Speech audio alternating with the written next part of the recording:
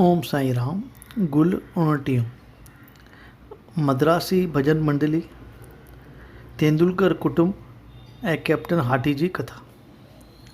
1916 में एक मद्रासी भजन मंडली काशी जे तीर्थ यात्रा ते निकिती, जंहिंमें हिकु मर्द, संदसि स्त्री, धीअ ऐं साली, कुल 4 ॼणा हुआ। वाट ते ॿुधाऊं त अहमदनगर जे कोपरगांव तालुका में शिरडी ॻोठ में साईं बाबा नाले हिकु महात्मा रहे थो, जो ॾाढो दयालु ऐं पहुच वारो शख़्स आहे। अहिड़ो त उदार दिलि आहे जो हर रोज़ु पंहिंजनि भक्तनि में रुपया विराईंदो आहे। जेकॾहिं को कलाकार उते वञी पंहिंजी कला ॾेखारींदो आहे त उनखे चङो इनाम मिलंदो आहे। बाबा जिन वटि हर रोज़ु चङी भेटा अची इकट्ठी थींदी हुई, जंहिंमां ₹1 भगत कोंडाजी जे 3 सालनि वारी कन्या अमानी खे, किन खे 2 खां 5 रुपयनि ताईं, ज़ाली भक्त खे ₹6, अमानी जी माउ खे 10 खां 20 ताईं, कॾहिं मौज में अची ₹50 पिणु ॿियनि भक्तनि खे ॾींदा हुआ। इहो ॿुधी मथीं भॼन मंडली बि अची शिरडीअ में ठका कयो।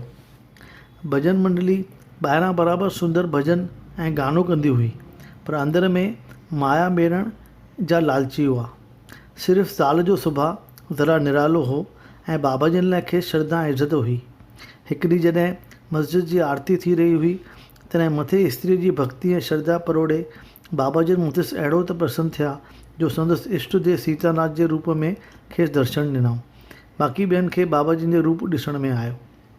पंहिंजे अष्टदेव जो दर्शन करे माई प्रेम में अची चरणनि में मथो टेकियो। संदसि अखियुनि मां ॻोढ़ा वहण लॻा। ख़ुशीअ विचां कंठ जो आवाज़ु रुकिजी वियुसि ऐं प्रेम में मस्तु थी ताड़ियूं वॼाइण लॻी। ॿिया माण्हू माईअ खे नचंदो रहंदो ॾिसी अजब में पइजी विया त कहिड़ी माजरा आहे जो हीअ माई पागलुनि वांगुरु पई हलत करे। 2 पहिरनि गुज़रण खां पोइ माईअ पंहिंजे पतीअ खे इहो ॿुधायो त कीअं खेसि बाबा जिन जे रूप में श्री राम जो दर्शन मिलियो, लेकिन संदसि पतीअ खे एतबार ई कीन आयो। दिलि में चयईं त वेचारी अकुल जी भोली बाली आहे ऐं ख़्याली दर्शन कयो अथसि। ज़ाहिरी तौरु पाण खे छंबियईं, चए तूं चरी आहीं, जे तोखे दर्शन राम जो थियो त पोइ असांखे छो न थियो। संदसि स्त्री मोट में को जवाबु कोन ॾिनो, छो त खेसि हाणे बाबा जिन में राम जो रूप ॾिसण में ईंदो हो ऐं ॾींहं ईअं ई गुज़रंदा विया। हिकु ॾींहुं संदसि पतीअ हिकु अजीब सुपिनो ॾिठो त पुलिस वारा मूंखे हिकु वॾे शहर में गिरफ़्तार करे नोड़ी जेल में ॿधी मुंहिंजी जेल खाने में रखियो आहे। उते ॾिठईं त बाबा जिन मुंहिंजे कोठीअ जे ॿाहिरां साम्हूं अची बीठा आहिनि। मूं दरवाज़े वटि वञी बाबा जिन खे रोई पुकार कई। मूं चयो, अव्हांजी कीर्ति ॿुधी अव्हांजे चरणनि में आयो आहियां, पोइ मूं ते हीअ आपदा छो आई आहे। बाबा जिन चयो, तोखे पंहिंजनि कयल कर्मनि जो फल ज़रूरु भोगणो पवंदो। मां चयो, हिन जन्मनि में त मूं अहिड़ो पाप कर्म कयो कोन्हे जो मूंखे क़ैद भोगणो पवे। बाबा चयो, गुज़िरियल जन्मनि में तो ज़रूरु अहिड़ो पाप कर्म कयो हूंदो। मूं चयो, मूंखे गुज़िरियल जन्मनि जे कर्मनि जी का बि यादगिरी कोन्हे, पर जेकॾहिं खणी कयो बि हुजे त अव्हां वटि रही भॼन करण करे उहो पाप कर्म भस्म थी वञणु घुरिजे। बाबा चयो, तोखे अहिड़ो दृढ़ विश्वास आहे। मां चयो, हा, मूंखे बिल्कुलु पको विश्वास आहे। बाबा चयो, चङो भला अखियूं बंदि कर। अखियूं पूरण ते मूं कंहिं शइ किरण जो ठकाउ ॿुधो। अखियूं खोले ॾिठुमि त मां कोठी खां ॿाहिरि बीठो आहियां ऐं पुलिस वारो पट ते किरियो पियो आहे ऐं संदसि शरीर मां रतु पियो वहे। मां हिन ॾांहुं डप विचां निहारणु लॻुसि। बाबा चयो, बच्चा, अञा तोखां चङी ख़बर वरिती वेंदी। पुलिस ऑफिसर तोखे हाणे वरी गिरफ़्तार कंदा। मां चयो, अव्हां खां सवाइ मुंहिंजो को बि ओड़ी वाही कोन्हे। भॻवानु कृपा करे मूंखे हितां बचायो। बाबा चयो, चङो। वरी अखियूं मिंट बंदि करे वरी खोल। ॾिठुमि त बिना आज़ादु थियो आहियां ऐं बाबा जिन मुंहिंजे वेझो खड़ा आहिनि। मां संदनि चरणनि ते किरी पियुसि। बाबा जिन चयो, हाणे मूंखे ॿुधाए त जेको नमस्कार तूं हींअर कयो हो, हुन जे ऐं हिन खां अॻे कयल नमस्कारनि में कहिड़ो फ़र्क़ु आहे। सचे दिलि सां मूंखे जवाबु ॾे।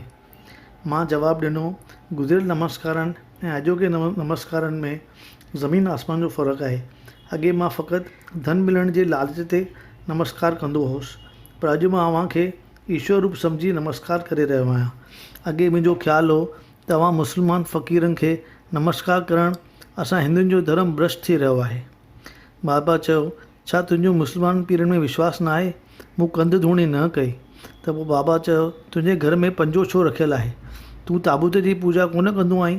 तुंहिंजे घर में अॼु बि हिकिड़ी काल बेबी नाले देवी न आहे जंहिंखे अमी शादी करण लाइ दवा पिनंदा आहियो? मां चयो, अव्हां बराबरि चई रहिया आहियो। बाबा चयो, हाणे उनखां वधीक तोखे कहिड़ी साबिती खपे? मां चयो, मूंखे पंहिंजे गुरूअ श्री रामदास जो दर्शन खपे। बाबा चयो, पुठियां निहार। यकदमि ॾिठुमि त श्री रामदास मुंहिंजे साम्हूं बीठा आहिनि, जंहिं ते मां खेनि पेरनि ते किरी पियुसि त उहो अंतर्ध्यान थी विया। मां चयो, बाबा जी, अव्हां त ॿुढा पिया लॻो, अव्हांजी उमिरि घणी आहे? बाबा जी चयो, मां तोखे ॿुढो थो लॻां? चङो भला मूंसां रेस पुॼाए। ईअं चई बाबा जिन डोड़ पाती, मां बि संदसि पुठियां डोड़ियुसि। बाबा जे डोड़ण करे जेका धूल उॾामी उन में बाबा जी ढकिजी विया ऐं मुंहिंजी अखि खुली पई। ॾिठुमि त पंहिंजे बस्तरे ते सुम्हियो पियो आहियां। सुपिनो यादि करे गंभीर थी वीचार करणु लॻुसि। संदसि मन जी विरती ऐं ख़्यालनि में अहिड़ो फेरो अची वियो जो बाबा जे महानता सम्झणु लॻो। संदसि धोबी सुभाउ ग़ाइबु थी वियो ऐं अंदरि में बाबा जे लाइ सची भक्ति उत्पन्न थियसि। ॿिए ॾींहुं जॾहिं सभु माण्हू मस्जिद में आरतीअ लाइ इकट्ठा थिया, तॾहिं बाबा जे सपने वारे नए भक्त खे ₹2 जी मिठाई ऐं ₹2 रोक ॾेई खेसि आसीस कई। कुझु ॾींहं बैदि मुलाक़ात वक़्तु बाबा जिन खेनि चयो, अल्लाह तुम्हें अधिक देगा और अब सब भला ही करेगा। बाबा वटां हिनखे धन घणो कोन मिलियो, लेकिन संदसि कृपा अहिड़ी प्राप्त थियसि जो संदसि कल्याण थियो। वाट ते खेसि चङो ई धन मिलियो ऐं संदसि यात्रा सफल थी ऐं बिना कंहिं कष्ट जे पंहिंजे घर वापसि पहुता। उन खां पोइ बाबा जिन जा वचन, कृपा ऐं आशीर्वाद जो आनंद हयाती भर यादि कंदा रहिया। बांद्रा में रहंदड़ हिकु तेंदुलकर कुटुंब। बाबा जिन जो अहिड़ो त पूर्ण भक्त हो जो घरवारी सावित्री बाई श्री साईं बाबा भजन माला पुस्तक लिखियो, जंहिंमें 800 अभंग ऐं पदनि में बाबा जिन जी लीलाउनि जो मधुर ज़िक्र कयल आहे। उनजो पुटु डॉक्टरी इम्तिहान ॾियण लाइ ॾींहुं राति पढ़ाई करे रहियो हो। हिन जोशियुनि खे जनम पत्रियूं ॾेखारियूं, पर सभिनी चयसि त हिन साल छोकिरी जा ग्रह सुठा न आहिनि, हिन करे इम्तिहान में हींअर न वेह, ॿिए साल इम्तिहान में के सफलता प्राप्त थींदी। पीउ इहो ॿुधी ॾाढो दिलगीर थियो।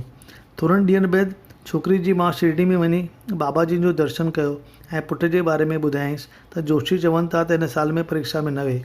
बाबा जिन खेसि चयो त तूं पुट खे वञी चओ, मूं ते विश्वास रख, अभ्यास चालू रख ऐं परीक्षा में ज़रूरु वेह।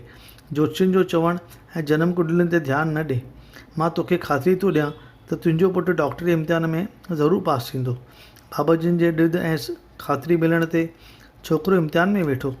सभिनी पेपर में सुठो करे आयो त बि मन में खटको रहियसि, हिन करे ज़ुबानी परीक्षा ॾियण जो ख़्यालु लाहे छॾियईं। परीक्षक यानी इम्तिहान वठंदड़ हिकु विद्यार्थी हथां छोकिरे खे चवाए मोकिलियो त लिखण जी परीक्षा में तूं पास थियो आहीं, तंहिं करे तोखे ज़ुबानी परीक्षा में ज़रूरु वेहणु घुरिजे। उन हिमत ॾियारींदड़ न्यापे ते उहो परीक्षा में वेठो ऐं पास थियो ऐं जोशियुनि जी अॻकथी ग़लति साबित थी। बाबा जिन जे दुआ सां ग्रह जो ज़ोर टुटी पियो। मथे छोकिरे जो पीउ हिकु विदेशी फर्म में नौकरी कंदो हो, पर वृद्ध हुअण करे पंहिंजो कमु फुर्ताई सां करे कीन पिए सघियो त चाहिं त मोकल वठी कुझु ॾींहं आराम कयां, लेकिन आराम करण बैदि बि शरीर में कमज़ोरी रहियसि। फर्म जे प्रधान मैनेजर संदसि सचाई ऐं महिनत जो क़दुरु करे पेंशन या बोनस ॾेई खेसि रिटायर करण जो फ़ैसिलो कयो वियो। खेसि पघार ₹150 मिलंदो हो। क़ाइदे मूजिबि खेसि पेंशन हद में हद ₹75 दर महीने मिलणी हुई, पर उन मां हिन जे कुटुंब जी पालना लाइ बिल्कुलु घटि हुई। इन करे खेसि ॾाढी चाहना थी त रिटायर करण खां पोइ घर जो गाॾो कीअं हलंदो। पेंशन जे फ़ैसिले थियण खां 15 ॾींहं अॻु में श्रीमती तेंदुलकर खे सुपिने में बाबा जे दर्शन ॾेई चयो त मुंहिंजी मर्ज़ी आहे त तोखे ₹100 दर माहिर मिलनि, उन मां पुरवाई करे सघंदीअं। माता जवाबु ॾिनो, मूं दासीअ खे अव्हांजे चरणनि जो ई सहारो आहे, लेकिन बाबा जे प्रेरणा सां मुख्य मैनेजर हिन जी पेंशन ₹110 मंज़ूर कई। मतिलबु त सचे गुरूअ जो सचा शिष्य जो अहिड़ो स्नेह रहे थो। बीकानेर जो कैप्टन हाटी बाबा जिन जो परम शेवक हो। हिकु भेरे सुपिने में हिन खे बाबा जिन पुछियो त तूं मूंखे छो विसारे छॾियो आहे। हिन बाबा जी जा चरण पकड़े जवाबु ॾिनो त बाबा जी, बालक माउ खे विसारे वेहण मां जीरो रही सघंदो छा। हीअं चई यकदमि उथियो ऐं बाग़ मां बाल पापड़ी फल छिने थेलीअ में सीधो ऐं दक्षिणा रखी बाबा जे अॻियां आणे बीठा रखियईं त संदसि अखि खुली पई। सम्झाईं त सुपिनो लधो अथमि, पर त बि जेके शयूं सुपिने में ॾिठियूं हुआईं से बाबा जन खे शिरडी में मोकिलण जो निश्चय कयईं। किन ॾींहंनि खां पोइ ग्वालियर में आयो ऐं हुते हिकु दोस्त 12 रुपया मनी ऑर्डर करे चिठी लिखी मोकिलियईं त 2 रुपयनि जो सीधो ऐं बाल पापड़ी फल 10 रुपया दक्षिणा तौरु मुंहिंजे तरफ़ां बाबा जन खे भेंट कजि। चिठी मिलण ते हिन जे पुत्र सीधो वरितो, पर बाल पापड़ी फल मिले ई किन सघियुसि। हिन नौकर चौधारी दौड़ाया, पर सभु मोटी आया जे बाज़ार में आहे ई कोन। थोरे वक़्त बैदि हिकु माई बाल पापड़ी सां भरियल टोकरी संदसि घर जे साम्हूं ईंदी ॾिसी उहो अजब में पइजी वियो ऐं जाम ख़ुशि थियो। हिन खे उहा वठी ॿियो सीधो सामान खणी बाबा जन जे अॻियां रखी चयईं त ही बेटा कैप्टन हाटी ॾिनी आहे। बाबा हिकदमि हुकुम कयो त अॼु इन ई सीधे मां भोजन तयारु कयो वञे, जो सभिनी खाधो। सभई हैरान थी विया जॾहिं ॾिठऊं त बाबा जन रुॻो बाल पापड़ियूं ई खाधियूं ऐं ॿियनि शयुनि खे हथ बि किन लाथऊं। जॾहिं इहा ख़बर कैप्टन हाटी खे ख़त रस्ते मिली त उहो गदगद थी वियो ऐं ख़ुशी विचां बाबा जा गीत ॻाइणु लॻो। मथीं वार्ता बैदि कैप्टन हाटी खे वीचार आयो त अहिड़े महापुरुष जो पहुतुर हथनि सां सुपर्श कयल रुपयो पंहिंजे घर में ज़रूरु आणे रखणु घुरिजे। त हिन दोस्त अचानक हिन खे गॾिजी वियो, जंहिं चयुसि त मां शिरडी वञी रहियो आहियां। कैप्टन हिन जे हथां 1 रुपयो मोकिलियो, जंहिं शिरडी पहुची बाबा जन खे यथा योग्य प्रणाम करे दक्षिणा भेंट कई, जा बाबा जन यकदमि खणी पंहिंजे खीसे में विधी। पोइ हिन वरी कैप्टन हाटी वारो ॾिनल रुपयो पिणु अर्पण कयो, जो बाबा जन हथ में खणी जाचणु लॻा। रुपए ते लॻल मूर्त ते निहारे पंहिंजे अंगूठे ते रखी उन खे खड़कायूं ऐं वरी हथ में रखी उन ते दृष्टि विधऊं। पोइ आणींदड़ खे चयूं त हीउ रुपयो ऊधी बबूती प्रसाद समेत पंहिंजे दोस्त खे मोटाए ॾिजांइ ऐं चइजांइसि त हाणे मूंखे कुझु न खपे। वधीक चइजांइसि त पंहिंजी हयाती आनंदपूर्वक व्यतीत करे। उन मित्र ग्वालियर में मोटी सॼो अहवालु कैप्टन हाटी खे सुणायो, जो ॿुधी हू ॾाढो प्रसन्न थियो ऐं अंदर में पको निश्चय कयईं त अंतरामी बाबा जन पंहिंजनि शेवकनि जूं मनोकामनाऊं पूरियूं करे खेनि हिमथाईंदा था रहनि। महाशय वामन नार्वेकर जो साईं बाबा में पूर्ण प्रीत हुई। हिकु भेरे हिकु सिक्को खणी आयो, जंहिंजे हिकु तरफ़ श्री राम लक्ष्मण सीता जो ऐं ॿिए पासे हनुमान जी तस्वीर उकरियल हुई। हिन उहो सिक्को उन मुराद सां साईं बाबा जे अॻियां भेंट रखियो त बाबा जन हुन खे पंहिंजो हथु लॻाए ऊधी समेत वापसि कनि, लेकिन बाबा जन इहो यकदमि खणी पंहिंजे खीसे में विझी छॾियो। भक्त श्यामा वामनराव जी मुराद सम्झी बाबा जन खे प्रार्थना कई त इहो सिक्को वामन खे मोटाए ॾियो। बाबा जन मोट में चयो त मां छो मोटाए ॾियां, हिन जहिड़ो सिक्को त मूं वटि ई रहणु खपे। जे हू मूंखे हिन मोट में 25 रुपया ॾियणु क़बूलु करे त मां खेसि वापसि कंदुसि। श्री वामन इहे वचन ॿुधी आंदल सिके वापसि वठण लाइ 25 रुपया कठा करे बाबा जन अॻियां भेंट कया, त बाबा जन वरी चयो त हिन सिके जो मोल त 50 रुपयनि खां बि वधिया आहे। श्यामा, हीउ सिक्को पंहिंजे खज़ाने में जमा कर, पंहिंजे देवता जे मंदर में रखी हिन जी हर रोज़ु पूॼा कंदो कजि। सारी संगत मां कंहिंखे बि सवाल पुछण जी हिमत न थी, तव्हां हीउ नओं तरीक़ो छो अख़्तियार कयो? संतनि जी गत में संत ई ॼाणनि, यानी मौलवी जी ख़बर संदसि मौलाई फ़क़ीर था ॼाणनि, ॿियनि खे का मजाल कोन्हे। ओम साईं राम। गुल 29 पूरो थियो।